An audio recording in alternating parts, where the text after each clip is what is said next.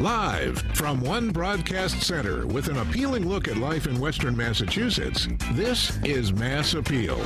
Here are your hosts, Ashley Cole and Seth Stutman. Good morning, everyone. Welcome to Mass Appeal on this Monday morning. Hope you had a good weekend. I'm Ashley Cole. And I am Seth Stutman. I don't know if anyone out there has come in and brought a toy in recently. The lobby is absolutely overflowing. Exactly. Not even just the lobby, the hallways. I came in this morning. Okay, so here's an overhead shot of our lobby, but that doesn't even tell the story. I guess over the weekend, about 150 bicycles, is that correct? Oh, I know it was over 100, a good amount. Yeah, they were dropped off, and the funny part is, though, they're all in the bowels of the studio. And it's hard to get around. Yeah, around the, like they're in front. Here we go, here's a list of them. And now, if you were to see me, you'd have seen me tripping this morning over some of these bicycles. Luckily, they were unharmed, though. That's the important of course. part. Now, obviously, you see how many toys are in our station, but the reality is that over 100,000 kids are in need of toys this season. It's not enough. And there's only actually about a day and a half left, today and tomorrow. Tomorrow is the last day of the Toys for Tots drive, so we encourage you to come down and bring a new unwrapped toy.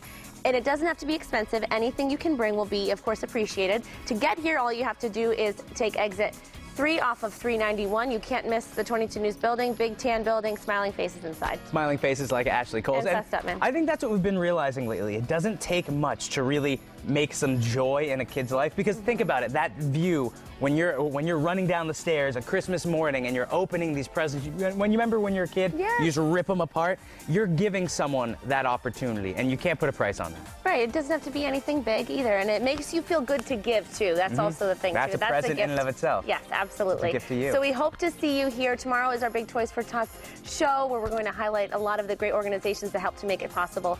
And that brings us to our Mass Appeal question of the day. We want to know, what was your all-time favorite holiday gift? I couldn't guess one. I don't know what mine would be. It's hard to remember them, I know. But you can share your comments with us on our Facebook page. You can also send us a tweet at Mass Appeal WWLP.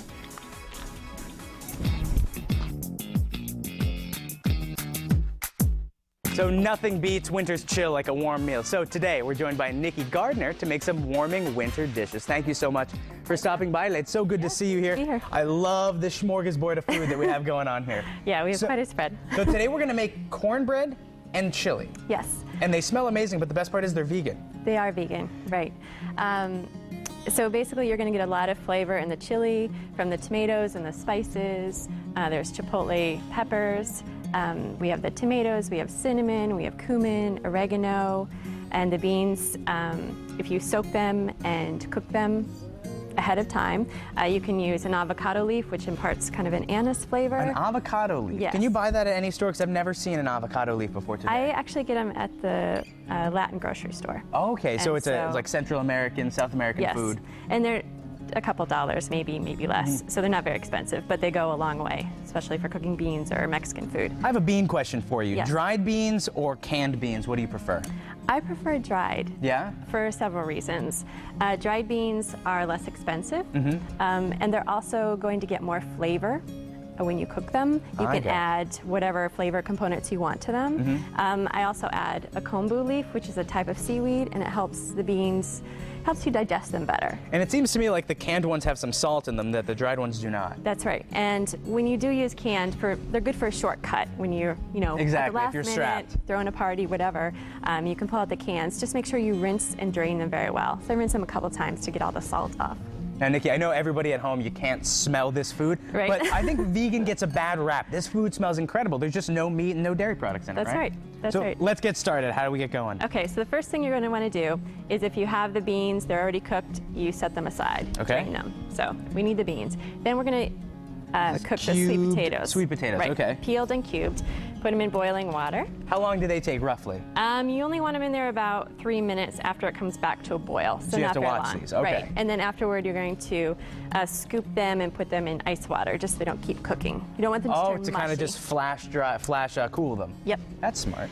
And the first thing you're going to want to do is toast the pepita seeds. So they're pumpkin seeds. Just toast them in a medium. Pepita seeds, and they are pumpkin seeds, or they're similar to pumpkin seeds? They're the same thing. Okay, sounds good. So we're just going to toast these over medium heat, dry pan, no oil, just until they turn brown. So they're going to get sort of this color, and you can start to smell them. Yeah, you can start to smell great. Now look at this, everybody. They're right here.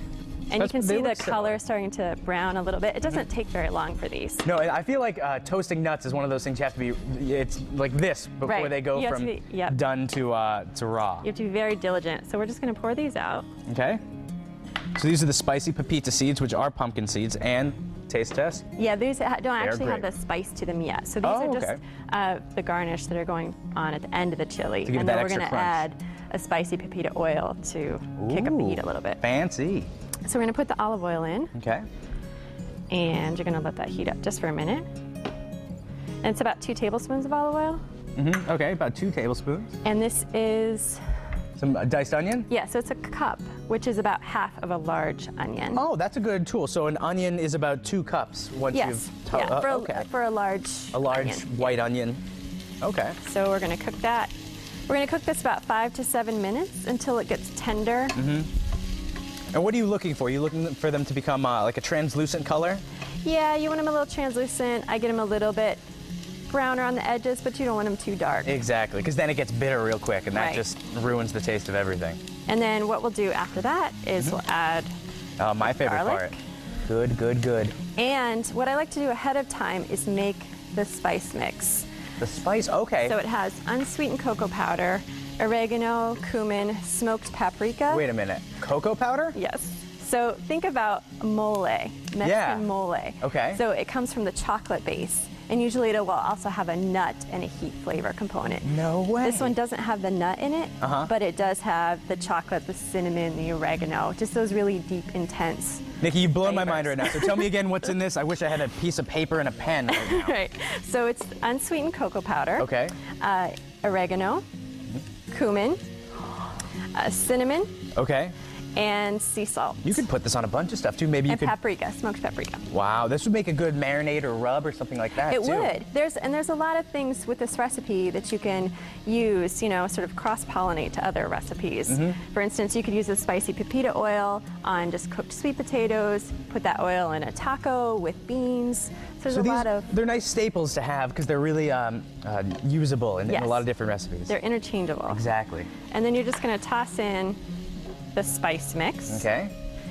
And that smells great. It starts to stick a little bit. You can always add a tiny bit of water. Okay. We're just going to put the can of diced tomatoes in right away.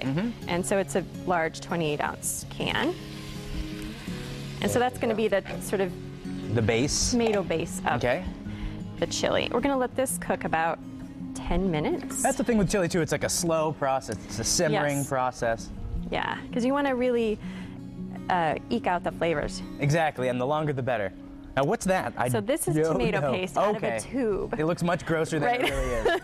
It's nice to have it in a tube because then you can keep it in the refrigerator and you don't have the mess of transferring it to a jar. Oh, that's true. From the can.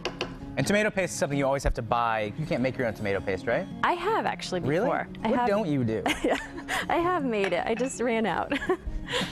I didn't get to it this summer. So the tomato paste just went in, and then the chipotle chilies and adobo. And you can get those in the little cans at the regular grocery store. And I usually use 2 in mine, but I like mine a little spicier. So I suggest starting out with 1. That's true, yeah. See how much heat you like. Yeah, so you can always add heat, you can't take it away. That's right.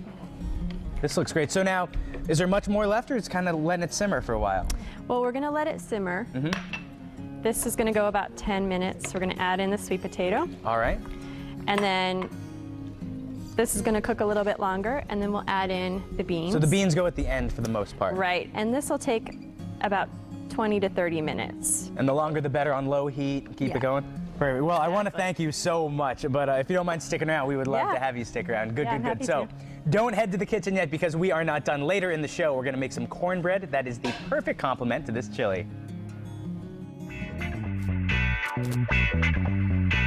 It's Makeover Monday on Mass Appeal. You may know what exfoliating is, but do you know why it is so important to do? Joining us with helpful tips to look polished and fresh this season is Susan Conti, owner of Luxe Beauty and Brows in Somers, Connecticut. Susan, so nice to have you here. Thank you, Ashley. And you brought along Stacy as your model today, looking beautiful. Well, we're talking about exfoliating, and it's something many people hear about, and it is so important to do. Why?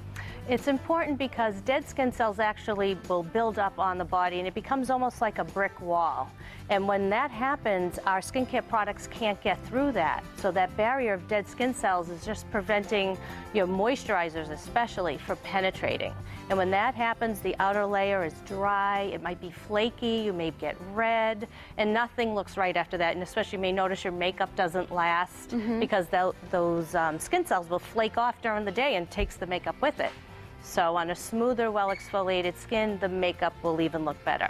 It does make perfect sense because, of course, you have to get rid of those dead skin cells. And you're actually going to show a little example on my hand. Yes. I don't exfoliate my hands, so we're going to have some dead skin here. Dead skin cells fall off all the time. And you'll see that this looks quite cloudy. I don't know if the camera can see that, but those are dead skin cells, and they do fall off. Yep, you can see it.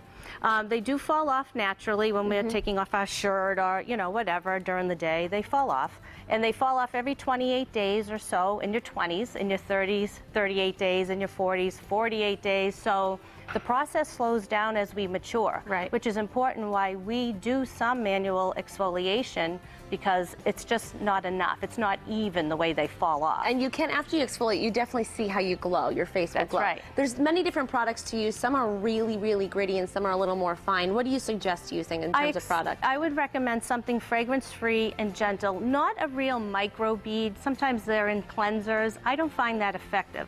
I like a exfoliator that you can feel that texture. You just want to leave room between your fingertips and your skin so that the product is moving. You want to move the product, not the skin. So you want to be mindful of that you're not being overzealous with the process. And kind of like, you know, just take your time polishing and getting into the crevices and working it that way.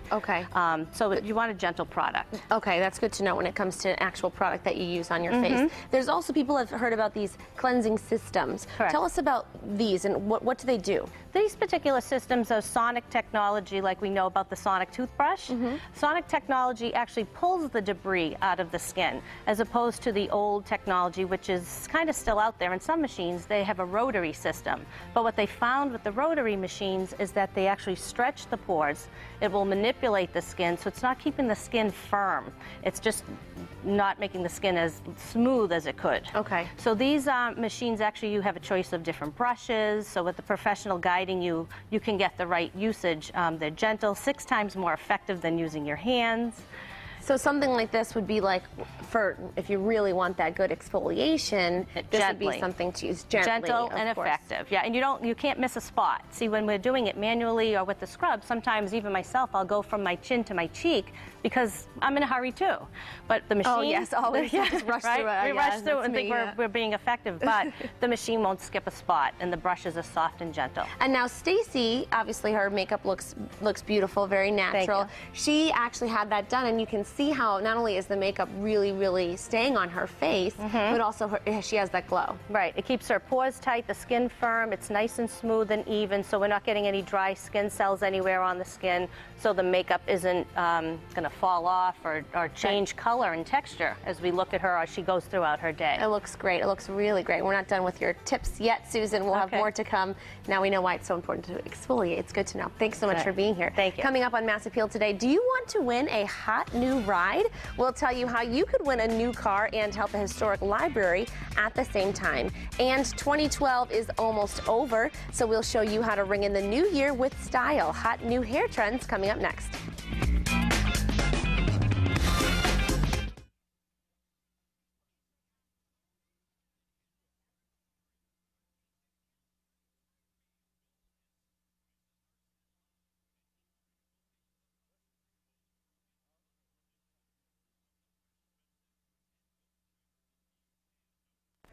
Nothing to follow up. It's okay. Yeah, it looks good. It looks so good.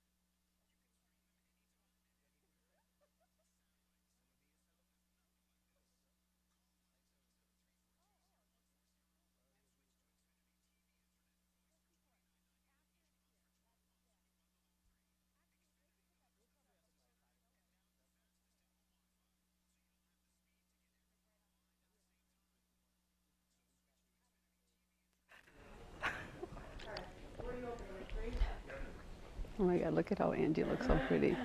Open on 3, Ashley. Okay. Angela, could you just count to 5 really quick? Angela Tarraza. 1, 2, 3. And Teresa, could you count to 5?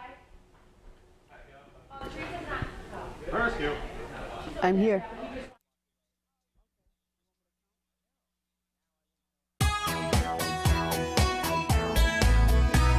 Makeover Monday continues, and there's less than 1 month left of 2012, which means it is almost time to ring in a new year and maybe even a new you. Here to show you some hair trends for 2013 is Angela Tarraza from Trends Salon in Springfield, along with model Kenya. Great to have you ladies here. Thank you. Thanks for being here. So obviously 2012 is almost over, and everyone wants to kind of have that fresh new look for 2013. Kenya, you look fantastic, but we want to see what you look like before. So we're going to show your before picture. There you are. Now, Angie, you styled Kenya. Yes. This is what she looked like before. What made you want to give her this look? She just had, beautiful skin, not a lot of hard work to do just to do this. I did her hair and her makeup. I did a weave on her. It's a partial weave, and I did her hair color. The look was inspired by Aveda's new line, Neo Goth. Basically, the line is a lot of vibrancy, but still keeping that natural look. So that's exactly what we did with her. We actually took her color and we took the darkest color that we could, because it looks great against her skin. Her makeup actually was really easy to do. And the hair really is, it looks very natural, the color. It is very vibrant, definitely, and it's just looks healthy and natural. Yeah, that's exactly what it is. Right. Now there's also extensions here, right? Yep. This is a weave. It's a partial sew-in weave with wefted hair. It's actually Remy hair. What does that mean, wefted? Just the hair comes in a weft, and then you use that weft and you sew it into braided hair. And then you just blend her natural hair into it so it all looks like one. Okay, so how long does that process take? It depends on the person, but usually about 2 hours. Okay. Yeah. Now the benefits of extensions, obviously she went from having hair that was a little less full, of course, right? And we couldn't tell too much from the picture, and a shorter. So the benefits is that it gives length and fullness? Yeah, and it's definitely just easier to maintain actually than your natural hair, because literally all she has to do tonight is throw it in a ponytail and wake up tomorrow and it looks exactly the same. And I don't even think you can tell, but you're expecting due next month. You look fantastic, Kenya. Congratulations. So obviously she doesn't want to have a lot of maintenance, right? Yeah, so something easy, right? Easy breezy for you, and still, of course, you're glowing anyway, but to make you feel like, you still have that what's the word I'm looking for? Pizzazz, right? Yeah, there you go. That's the word. So when it comes to caring for extensions, what do you need to do? What do you need to remember? There's not too much to remember, but mainly just have a professional take care of it. Then you really just can't go wrong. As far as the hair loss goes, the maintenance, doing it yourself, we definitely don't recommend. She could come in about every 2 weeks to get it rewashed or tightened up if it gets loosened, but usually this lasts for about 2 months. And what about the actual hair that you put in the extension? It's real human hair? Yep, this is real human hair. It's actually Indian hair. So you can style it with heat? Oh yes, this is right off of somebody's head. It takes heat, color, bleach, anything. And Kenya, obviously you don't have a microphone, but it must make you feel like it's easier to work with. You can throw it up in a ponytail. Yeah. Don't have to worry about doing too much. Yeah. It looks beautiful. So that's something that people can consider for 2013 for a new you. Oh, definitely. Thanks so much for being here, Angie, and you as well, Kenya. And we'll be back with some more trends later on in the show. Makeover Monday continues with more hot hair trends for the new year ahead. Joining me is Teresa Fernandes from Trends Salon in Springfield to share more. Great to have you here, Teresa. Thanks, Ashley. And of course, our model, Jean, looking fab. So let's show the before picture of Jean before she had her hair done like this. There she is. So now, as we can see, the transformation is, I would say it's pretty dramatic, the color and the cut, and it looks fantastic, by the way. I love it. Now, what made you choose this color, this cut for Jean? She is an artist. She plays the violin, and she likes something that's really, really different. And so she did have the darker hair, and then she went to the grayer hair, and we thought this is just not working for her. And so we chose this haircut from the Neo Goth collection. Now tell us about the Neo Goth collection. It's actually just the opposite of what Gothic was. It's just so subtle, and there's no harsh lines and everything. Even the color is very subtle. This is a cool color because she is a winter, and so that's why she's wearing a cool color. Oh, she can really pull this off. I mean, the color, I think, looks fantastic with your complexion and on you. Now, how do you know if you're someone who is, you're not sure if you want to cut your hair this short. How do you know if you're someone who can pull it off? Can everyone? No, I think it is a personal choice. It's personal style. The age doesn't even determine whether or not you should have your hair short. Usually very artsy people tend to like their hair shorter. And she happens to be one of those people. Well, I can imagine too, when you're playing the violin, it's nice to not have hair in the way, I would think, right? So it definitely would make it a little bit easier. Now, in terms of styling, what did you do product-wise and to get it to look like this? Just a little bit of volumizing tonic, just my fingers. It's just finger dried. It's cut so that she'll wake up in the morning and there's not much to do. Oh, I just love that. And just a little bit of paste for finishing. So no brush or anything? No, no brush. And now a volumizing tonic, how do you apply that? What is that used for? You spray it on, and it just creates a little bit of lift at the roots. Before you dry it? Before you dry it. Okay, so and then towel dry. Finish it off? You just paste, just piece it. This is just pieced, and it's just, there's nothing she can do wrong to it. It just looks like this. It's cut that way. It's very texturized. So if someone wants to get a look like this, what do you recommend they consider if they want to go for something in the neo-goth category, something that's subtle, but this is a more dramatic cut? What would you suggest that they do in terms of getting a cut like this to consider?